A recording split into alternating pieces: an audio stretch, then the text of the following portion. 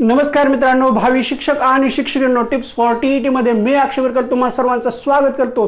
सर्व स्पर्धा परीक्षेच्या दृष्टिकोनातून आपण जगाचा भूगोल 20 व्हिडिओ म्हणजे जगाचा भूगोल पाहत आहोत आणि या जगाच्या भूगोलच्या माध्यमातून आपण 60 खंड आणि इतर देश मिळून असे 20 व्हिडिओची सीरीज केलेली आहे आणि या 20 व्हिडिओच्या माध्यमातून आपण संपूर्ण जगाचा भूगोल पाहणार आहोत।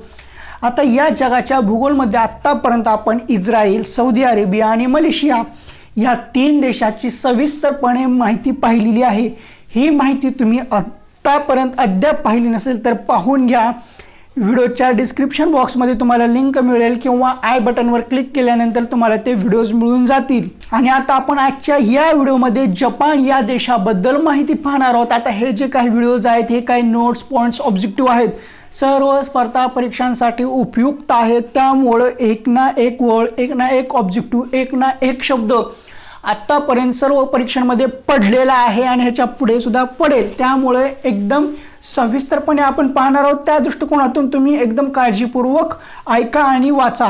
आता आपण जपान या देशाबद्दल माहिती पाहू। आता जपान हा देश म्हटल्यानंतर आपल्याला काय लक्षात येतं? जपानला उगवत्या सूर्याचा देश म्हणतात, हे तर आपल्याला माहिती आहे। पण त्यातल्या त्यात आणखीन आपल्याला हे माहिती आहे का, जपानला पूर्वी आत्मकेंद्रित देश अशी म्हणून सुद्धा ओळख होती आणि त्यातल्या त्यात जपान हा एक संन्यासी राष्ट्र म्हणून सुद्धा जपानला ओळखले जात होते पूर्वीच्या काळी।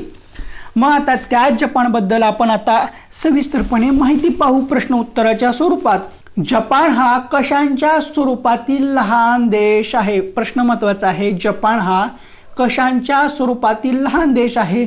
तर जपान हा बेटांच्या स्वरूपातील लहान देश आहे। आता इथेच आपले 4 ऑब्जेक्टिव्ह क्लिअर झाले। कुठले? जपान उगवत्या सूर्याचा देश म्हणतात, जपानला उगवत्या सूर्याचा देश म्हणतात, तसेच जपानला आत्मकेंद्रित देश म्हणतात, तसेच जपानला संन्यासी राष्ट्र म्हणून ओळख आहे। आता तसेच जपान हा बेटांच्या स्वरूपातील लहान देश आहे, म्हणजे बेटांचा देश सुद्धा म्हणून ओळखलं जातं।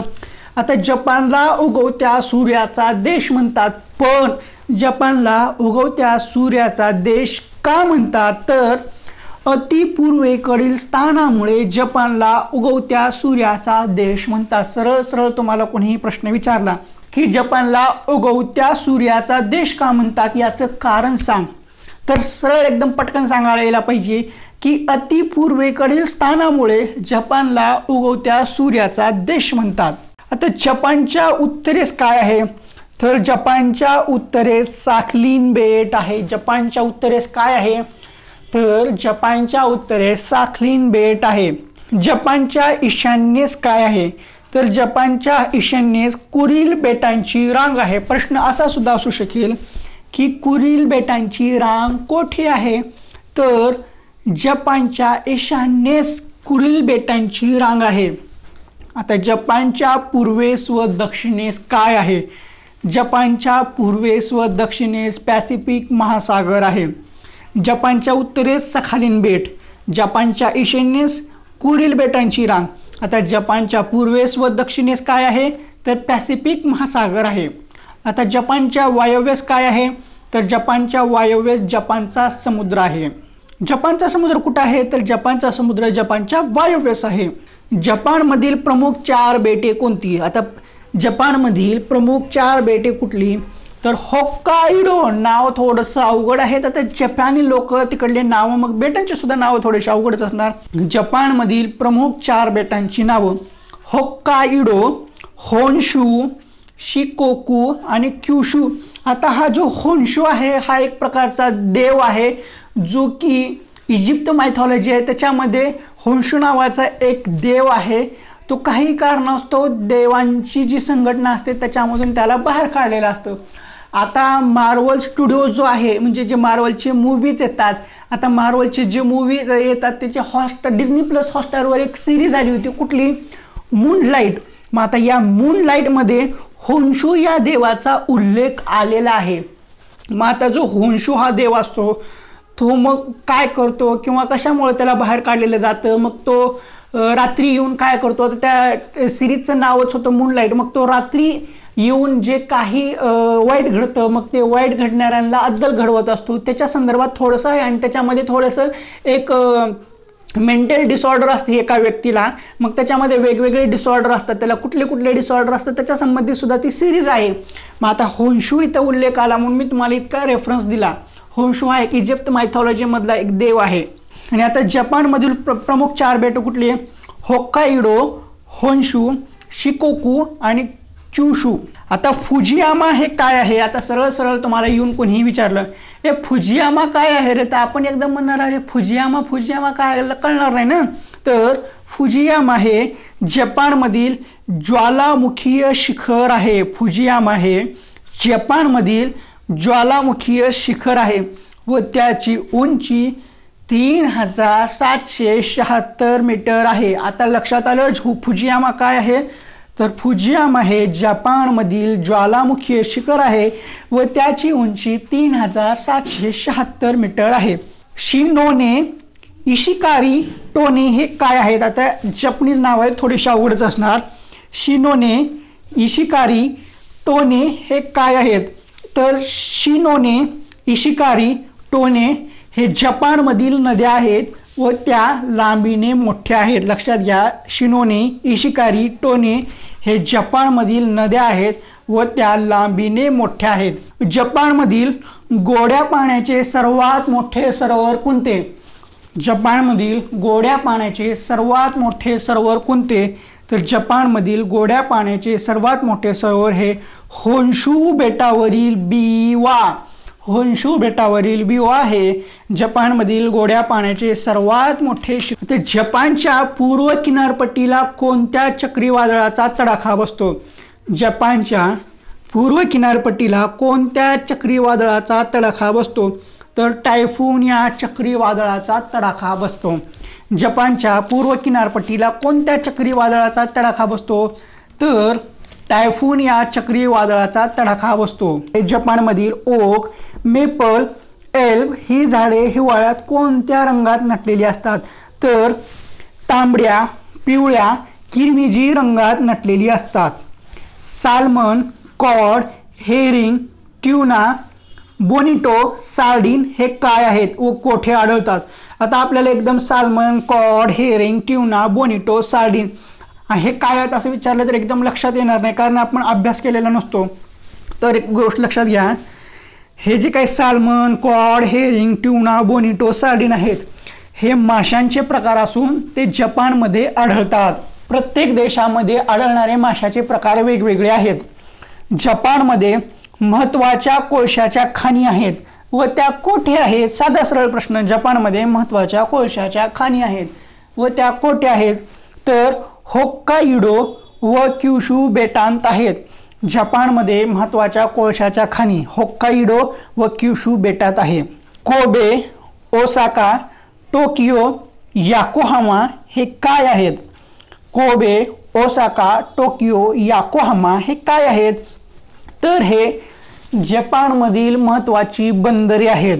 कोबे, ओसाका, टोकियो, याकोहामा हे जपानमधील महत्त्वाची बंदरे आहेत. जपानमधील महत्त्वाचा व्यवसाय कोणता? जपानमधील महत्त्वाचा व्यवसाय कोणता? तर रेशमाची किडे पाळून त्यांच्यापासून रेशीम व रेशमी कापड तयार करणे. जपानमधील महत्त्वाचा व्यवसाय कोणता? रेशमाची किडे पाळून त्यांच्यापासून रेशीम व रेशीम कापड तयार करणे हा जपानमधील महत्त्वाचा व्यवसाय आहे. जपानमधील अतिशय दाट लोकवस्तीची शहरे कोणती? जपानमधील अतिशय दाट लोकवस्तीची शहरे कुठली? तर टोकियो आणि ओसाका. टोकियो आणि ओसाका ही जपानमधील अतिशय दाट लोकवस्तीची शहरे आहेत. जपान देशाची प्रमुख भाषा कोणती? तर जपान देशाची प्रमुख भाषा जपानी. ओरिगामी कला म्हणजे काय? ओरिगामी कला म्हणजे काय? तर कागदाच्या घड्या घालून विविध वस्तू बनविणे याला जपानमध्ये ओरिगामी कला असे म्हणतात. प्रश्न असाही येऊ शकेल की कागदाच्या घड्या घालून विविध वस्तू बनवणे याला जपानमध्ये काय म्हणतात? तर याला ओरिगामी कला म्हणतात. ओरिगामी कला काय? तर कागदाच्या घड्या घालून विविध वस्तू बनवणे याला ओरिगामी कला असे म्हणतात. आता इकेबाना म्हणजे काय? तर आता इकेबाना काय आहे किंवा इकेबाना म्हणजे काय? तर जपानी स्त्रिया वेगवेगळ्या प्रकारच्या पुष्परचना करतात, त्यातला इकेबाना हा एक प्रकार लोकप्रिय आहे। आता जे काही जपानमधील स्त्रिया आहेत त्या वेगवेगळ्या प्रकारच्या पुष्परचना करतात आणि त्यातल्याच इकेबाना हा एक प्रकार आहे। जपानमध्ये स्त्रियांच्या पारंपरिक पोशाखास काय म्हणतात? आता ज्यावेळेस मी एक व्हिडिओ टाकला होता की भूगोलाचे आपण 20 व्हिडिओची सिरीज टाकणार आहे, त्याच्यामध्ये जपानचा उल्लेख केला होता की जपानच्या स्त्रियांचा जो वेश असतो त्याला जपानी भाषेमध्ये काय म्हणतात। तर आता तोच प्रश्न इथं आलेला आहे। जपानमध्ये स्त्रियांच्या पारंपरिक पोशाखास काय म्हणतात? तर किमिनो असे म्हणतात। जपानमध्ये स्त्रियांच्या पारंपरिक पोशाखास काय म्हणतात? तर किमिनो असे म्हणतात। जपानची राजधानी काय? तर जपानची राजधानी टोकियो। आता जपानमधील सर्वात मोठे राष्ट्रीय ग्रंथालय कोणत्या शहरात आहे? जपानमधील सर्वात मोठे राष्ट्रीय ग्रंथालय कोणत्या शहरात आहे? तर टोकियो शहरात आहे। टोकियो जपानमधील सर्वात मोठे ग्रंथालय आहे। तेथे किती ग्रंथ आहेत? तर तेथे 50 लाखांहून अधिक ग्रंथ आहेत। किती?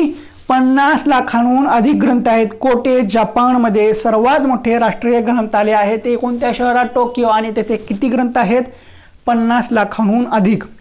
ओसाका हे काय आहे? तर ओसाका हे जपानमधील होन्शू बेटावरील महत्त्वाचे शहर आहे।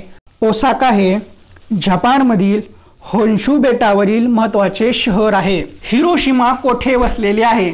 आता हिरोशिमा आणि नागासाकीला 6 आणि 9 तारखेला अमेरिकेने दुसऱ्या महायुद्धामध्ये अणुबॉम्ब टाकले होते, त्यातलाच हिरोशिमा हा एक शहर किंवा हिरोशिमा हे एक शहर। आता हे हिरोशिमा कोठे वसलेले आहे? तर हिरोशिमा हे शहर होन्शू बेटावर दक्षिणेकडे वसलेले आहे। हिरोशिमा हे शहर होन्शू बेटावर दक्षिणेकडे वसलेले आहे। नागासाकी हे कोठे वसलेले आहे? तर नागासाकी हे शहर क्युशू बेटावर पश्चिमेकडे वसलेले आहे। नागासाकी हे शहर क्युशू बेटावर पश्चिमेकडे वसलेले आहे। आता नागासाकी हे आज कशासाठी प्रसिद्ध आहे? तर नागासाकी हे आज दक्षिणेकडील सागरी व्यापारासाठी हे शहर प्रसिद्ध आहे। नागासाकी कशासाठी प्रसिद्ध आहे? तिथं अणुबॉम्ब टाकलं, ठीक आहे, ते तर त्यासाठी प्रसिद्ध होतं, पण सध्या दक्षिणेकडील सागरी व्यापारासाठी हे शहर प्रसिद्ध आहे। कुठली? नागासाकी। आता जपानमध्ये कोणत्या कुस्तीचा प्रकार प्रसिद्ध आहे? सगळ्यांना माहिती आहे, सुमो पैलवान सगळ्यात जास्तीत आहेत। मग सुमो हा कुस्तीचा प्रकार जपानमध्ये सर्वात जास्त प्रसिद्ध आहे। जपान कशात अग्रगण्य मानला जातो? जपान कशात अग्रगण्य मानला जातो? तर जपान हा मोटारी, जहाजे इत्यादींच्या निर्मितीत अग्रगण्य मानला जातो। जपान हा मोटारी, जहाजे इत्यादींच्या निर्मितीत अग्रगण्य मानला जातो। आता जपानी लोक कशा प्रकारची शेती करतात? तर जपानी लोक हे पायऱ्यांची शेती करतात। जपानी लोक कशाची शेती करतात किंवा कशा प्रकारची शेती करतात? तर जपानी लोक हे पायऱ्यांची शेती करतात। आपण जो काही जगाचा भूगोल ही 20 व्हिडिओची सिरीज पाहत आहोत आणि प्रत्येक चॅप्टर वाईज नुसार आपण व्हिडिओ टाकत आहोत, पण ह्या चॅप्टरच्या किंवा ही जी काही 20 व्हिडिओची सिरीज आहे या 20 चॅप्टरच्या नोट आपण PDF स्वरूपात उपलब्ध करून देत आहोत। पण याचं काही शुल्क आहे, याची काही प्रोसिजर आहे, ते तुम्हाला फॉलो करावं लागेल। पण आता ह्या PDF का आता जे काही आपण व्हिडिओ पाहत आहोत त्या व्हिडिओमध्ये आपण 31 प्रश्न पाहिलेले आहे आणि थोडीफार एक्स्ट्रा माहिती सुद्धा पाहिलेली आहे। पण ह्या PDF मध्ये काय आहे, प्रत्येक चॅप्टर खाली 1.5 पेजची एक्स्ट्रा इन्फॉर्मेशन आहे। ती एक्स्ट्रा इन्फॉर्मेशन खूप महत्त्वाची आहे। आत्तापर्यंत एव्हाना प्रत्येक परीक्षेमध्ये ह्या इन्फॉर्मेशनमधले जेवढे काही ऑब्जेक्टिव्ह आहेत ते आत्ता ना आत्ता कुठं ना कुठं पडलेले आहेत। मग असे 20 चॅप्टरच्या खाली प्रत्येक चॅप्टरच्या खाली 1.5 पेजची एक्स्ट्रा इन्फॉर्मेशन आहे। मग आता हे 20 चॅप्टर संपल्यानंतर आणखीन 20 पेजची एक्स्ट्रा इन्फॉर्मेशन आहे। ती 20 पेजची एक्स्ट्रा इन्फॉर्मेशन भूगोल प्लस इतिहासमध्ये मिक्स कन्वर्ट करून केलेली आहे। खूप म्हणजे खूप इम्पॉर्टंट आहे, त्यासाठीही आपण PDF अवेलेबल करून देत आहोत। आता ह्या PDFची प्राइस आहे फक्त आणि फक्त 51 रुपये। आता ज्यांना फ्रीमध्ये पाहिजे असेल त्यांनी ते व्हिडिओ पहा, ते तुम्हाला व्हिडिओमध्ये मिळून जाईल। पण जी काही प्रत्येक चॅप्टरच्या खाली 1.5 पेज एक्स्ट्रा इन्फॉर्मेशन आणि 20 चॅप्टर संपल्यानंतरचे जे काही 20 पेज एक्स्ट्रा इन्फॉर्मेशन आहे ती व्हिडिओमध्ये मिळणार नाही, त्यासाठी ही PDF आपण देत आहोत आणि ह्या PDFची प्राइस आहे 51 रुपये। मग आता ही PDF मिळवायची कशी? तर त्यासाठी स्क्रीनवर तुम्हाला एक नंबर दिसेल, 89 99 65 38 15, 89 99 65 38 15 आणि आणखीन एक नंबर 99 70 96 11 44. आता जे तुम्हाला दोन नंबर दिलेले आहेत त्यापैकी पहिला जो नंबर आहे 89 99 65 38 15 मोस्टली ह्याच नंबरवर तुम्ही फोनपे, गुगल पे, पेटीएम किंवा ऑनलाईन ट्रान्झॅक्शन फक्त 89 99 65 38 15 ह्याच नंबरवर करण्याचा प्रयत्न करा.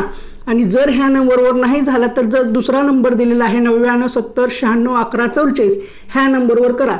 जर पहिल्या नंबरवर सक्सेसफुल नाही झालं तर दुसरा नंबर ट्राय करा 99 70 96 11 44. पण मोस्टली 99% पहिला जो नंबर आहे 8996533815 त्याच्यावरच पेमेंट करा. आणि तुमची एकदा पेमेंट झाली ती पेमेंट सक्सेसफुल झालेला स्क्रीनशॉट त्याच नंबरवर पाठवा 89 99 65 38 15. तुम्ही ज्या नावाने पेमेंट केली आहे त्याचा स्क्रीनशॉट घ्या आणि ह्या नंबरवर व्हॉट्सअप करा. आणि तुम्हाला कोणती PDF पाहिजे, आता जगाचा भूगोल पाहिजे तर लगेच तिथे मेसेज करा जगाचा भूगोल PDF म्हणून आणि तुमची पेमेंट केलेली ती सक्सेसफुल झालेली ती सेंड करा. तुमचं नाव काय आहे ते टाका, तुम्हाला PDF मिळून जाईल. आणि हा PDF भेटल्यानंतर तुम्हाला त्या PDFचा पासवर्ड सुद्धा दिला जाईल. प्रत्येक PDFचा पासवर्ड वेगळा असेल. ज्याला PDF भेटलेली आहे त्याला पासवर्ड सुद्धा दिला जाईल. पेमेंट सक्सेसफुल झाली त्याचा स्क्रीनशॉट काढा आणि 8999 65 38 15 89 99 65 38 15 ह्या नंबरवर व्हॉट्सअप करा. जी PDF पाहिजे त्याचं नाव टाका जगाचा भूगोल. तुम्हाला PDF भेटेल, त्याचा पासवर्ड सुद्धा भेटेल. आणि एक गोष्ट लक्षात घ्या, तुम्ही पैसे देऊन ही PDF घेत आहात तर ही PDF तुम्ही कुणीही दुसऱ्याला देऊ नका. फक्त ही PDF तुमच्यासाठी एकासाठी चालेल, कारण पासवर्ड टाकलेला आहे. मी तुम्हाला दिली, त्याचा पासवर्ड दिला तर ते फक्त तुम्हालाच ओपन होणार. तुम्ही दुसऱ्याला देऊ नका, कारण ते पैसे तुमचे आहेत. आता ह्या PDFची माध्यमातून तुमचा काही फायदा झाला, याच्यामध्ये नोकरी लागली तर तुम्ही दुसऱ्याला असंच फ्रीमध्ये दिलात तर तो काही त्याची पहिली पगार तुम्हाला देणार नाही. फक्त पार्टी दिली ना, पगार देणार नाही. म्हणून सांगतोय, तुम्ही पैसे देऊन PDF घेतलात ना, मग ही PDF फक्त तुमच्या जवळच राहू द्या, कुणालाही देऊ नका. इथं स्वार्थी बना, इथं जनसेवा करायला जाऊ नका. मीही जनसेवा करतोय, पण तिथं फ्रीमध्ये यूट्यूबवर अवेलेबल करून दिलेले आहेत. पण हे आत्तापासून आता वेळ कमी आहे त्यासाठी हे PDF चालू केलेली आहे. तेव्हा तुम्हाला प्रोसेस कशी आहे ते समजली असेल. स्क्रीनवर जो नंबर आहे 89 99 65 38 15 ह्या नंबरवर फोनपे, पेटीएम, जीपे काय असेल ते करा. त्याचा स्क्रीनशॉट ह्याच नंबरवर पाठवा, तुम्हाला PDF मिळून जाईल. तर ठीक आहे, आजच्या या व्हिडिओमध्ये एवढंच ठीक आहे. तुम्हाला हा व्हिडिओ कसा वाटला तो कमेंट बॉक्समध्ये सांगा. आणि व्हिडिओ आवडला तर आणि तरच आपल्या चॅनलला सबस्क्राईब करा. सबस्क्राईब करणं फ्री आहे हो. सबस्क्राईब करायला काही पैसे लागत नाही आहेत. लाल रंगामध्ये सबस्क्राईब बटन आहे, त्याला दाबायचं असतं. त्या म्हणजे लाल रंगामध्ये बटन असतं सबस्क्राईब म्हणायचं, ते दाबायचं. त्याच्यानंतरची घंटी असते ती सुद्धा वाजवायची, कारण घंटी वाजवल्यानंतर ऑल नोटिफिकेशन सिलेक्ट करायचं, म्हणजे जेणेकरून सर्व व्हिडिओची नोटिफिकेशन तुमच्यापर्यंत येईल. म्हणजे सर्वप्रथम ते व्हिडिओज तुमच्यापर्यंत पोहोचतील. नंतर उगाच सर्च करायची आवश्यकता लागणार नाही. आणि व्हिडिओज हे जास्तीत जास्त शेअर करा. जर तुम्हाला चांगले वाटले, त्याच्यातून तुमचा फायदा झाला तर दुसऱ्यांना फायदा करून द्या. म्हणजे तुम्हाला जर पटलं नसेल तर तुम्ही दुसऱ्यांना काय पटवून देणार. तुम्हाला आवडले तर तुम्ही दुसऱ्यांना फॉरवर्ड करा, दुसऱ्यांना शेअर करा. जसे आपल्या ग्रुपवरचे व्हिडिओ दुसरीकडे जातात किंवा दुसऱ्या ग्रुपचे व्हिडिओ आपल्याकडे येतात, तसं आपले व्हिडिओज हे सुद्धा दुसऱ्या ग्रुपवर शेअर करत जावा. म्हणजे हे कसं आहे माहिती आहे का, आणखीन काही जणांना माहिती नाही की बाबा इकडं नोट्स भेटतात, इकडं नोट्सचे व्हिडिओ आहेत, फ्रीमध्ये भेटतात. आणखीन बऱ्याच जणांना माहिती नाही आहे. तर सर्वांना त्याचा फायदा करून द्या, घेऊ द्या. तर बस एवढंच सांगायचं.